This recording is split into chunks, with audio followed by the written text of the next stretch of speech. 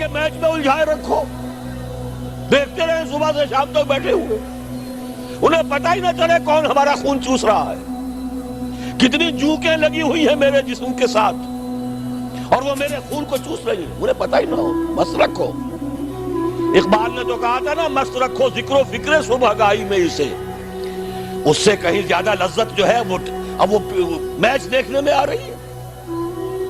لگاؤ ان کو، طرح طرح کے نام سے جو ہے جوئے کے اندر لگاؤ۔ یہ تمام دھندے اس لیے ہیں یہ اس میں مگن رہے حیوانوں کی طرح۔ اور یہ بھی نوٹ کر لیجئے، یہ بھی ان کے پروٹوکولز میں ہے، اخلاقی اعتبار سے انہیں کرپٹ کر دو، انہیں تمیز ہی نہ رہے بیٹی میں اور بیوی میں، انہیں تمیز نہ رہے مرد اور عورت میں، حیوان، بالکل حیوان بنا دو۔ انسانیت کہیں رہ گئی تو کسی اور بغاوت کا اندیشہ ہے۔